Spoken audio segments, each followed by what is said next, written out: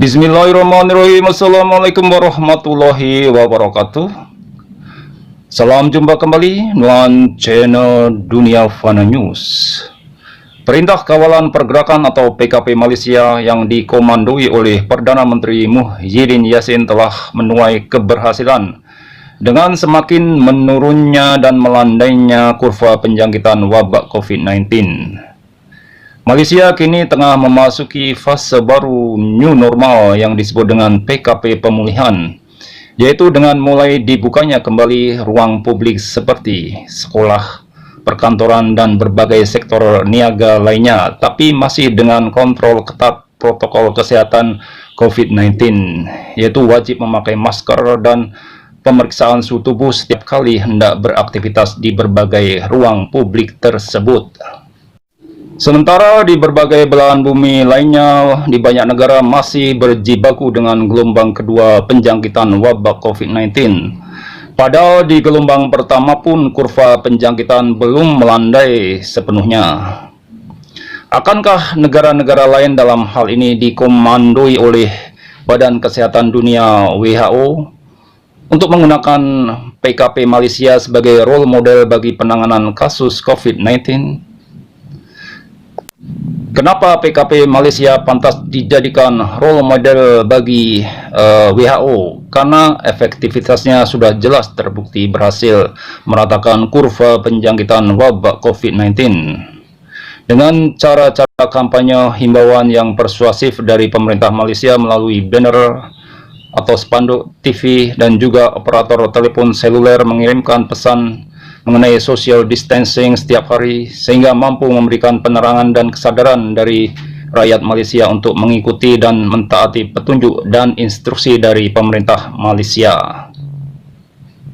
Kampanye perang melawan wabak COVID-19 yang dilakukan secara masif dan sistematis oleh pemerintah Malaysia itu karena dilakukan setiap hari, sehingga terekam dengan baik ke dalam memori subconscious mind, pikiran alam bawah sadar rakyat Malaysia, dan lalu menjadi sikap perilaku yang taat, patuh, dan penuh disiplin untuk mengikuti setiap arahan dari pemerintah Malaysia semasa PKP berlangsung. Mengingat betapa bahayanya wabak COVID-19 sehingga perlu dilakukan kampanye yang terus-menerus seperti kampanye politik pemilu atau pilihan raya yang tujuan utamanya adalah untuk mempengaruhi pikiran sadar dan lalu masuk ke dalam pikiran alam bawah sadar kepada rakyat pemilihnya, agar supaya mengikuti opini dan arahan untuk memilih calon pemimpin seperti yang diinginkan oleh partai politik pendukungnya. Manusia dalam aktivitas sehari-hari lebih dominan dikendalikan oleh pikiran alam bawah sadar, sekitar 90%, dan sisanya 10% digerakkan oleh pikiran sadar. Semisal contoh adalah orang mengemudi atau memandu kendaraan, dalam sekali gerak ada mengerem, menginjak gas, memegang kemudi yang melibatkan tangan, kaki, pikiran, telinga, yang semuanya bisa refleks otomatis karena peran pikiran alam bawah sadar. Jika menggunakan pikiran sadar logika yang terbatas, maka tak akan mampu melakukan aneka gerak proses mengemudi tersebut yang perlu latihan dan kebiasaan terus-menerus setiap hari, sehingga lalu terekam dalam pikiran bawah sadar dan menjadi mahir mengemudi.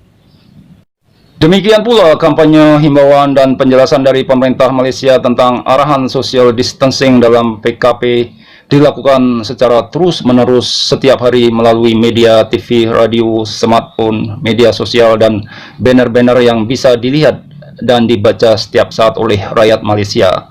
Semua itu akan terus terekam dalam pikiran sadar dan pikiran alam bawah sadar, sehingga menjadi sikap gerak perilaku yang patuh disiplin secara otomatis, sehingga menjadi mudah bagi pemerintah Malaysia untuk mengemudikan dan atau memandu sebuah kendaraan raksasa yang bernama Malaysia dan berisi 32 juta rakyat Malaysia. Demikian informasi yang bisa saya sampaikan kali ini, semoga bermanfaat. Terima kasih atas perhatian Anda semuanya. Mohon maaf bila ada kata-kata yang kurang berkenan. Wassalamualaikum warahmatullahi wabarakatuh.